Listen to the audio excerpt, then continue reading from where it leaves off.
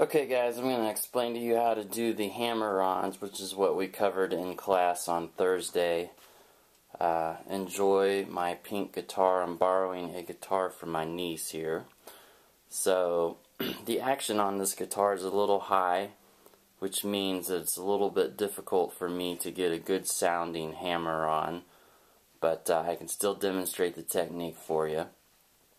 So what a hammer-on is it's when you play two notes, and the first note you pick with your pick or your thumb, and then the second note you sound by hammering your finger onto the string on the fret.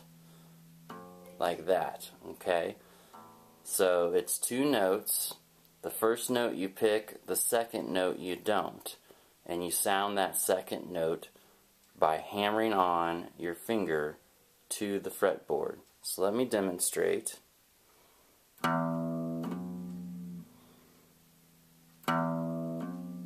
There you go.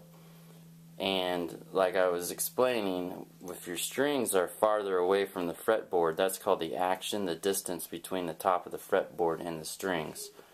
And if that's far, it's more difficult to execute a hammer-on, and that's the case we have here. I really have to drive it in there. So, on your tablature, the hammer-on is indicated by that semicircle that goes over the top of the two notes. So you have 0, 1, and then there's a little like rainbow looking thing over the top of it, and then an H. So the H stands for hammer-on. So on that example for that page, the Hammer It page, this is the first thing that's happening, is we're hammering on to the first fret, the second fret, the third fret, and the fourth fret. And you want to use each finger for each fret. So the first fret will be the first finger, the second fret will be the second finger, the third fret will be the third finger, and the fourth fret will be the fourth finger. Okay, so it looks like this, all in an order.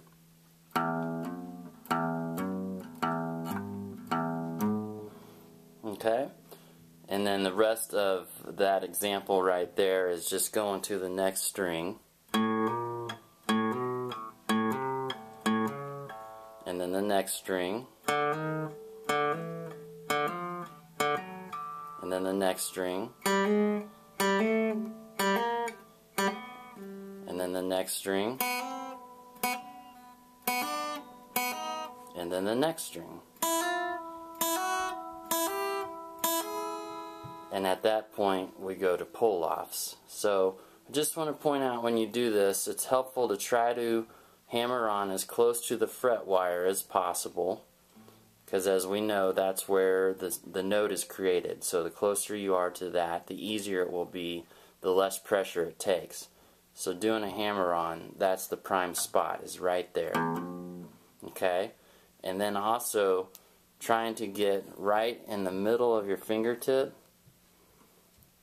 right in here, is the best spot, just as if you were to fret the note, to play the note. Okay? You don't want to get on the underside there. So let me show you one more time.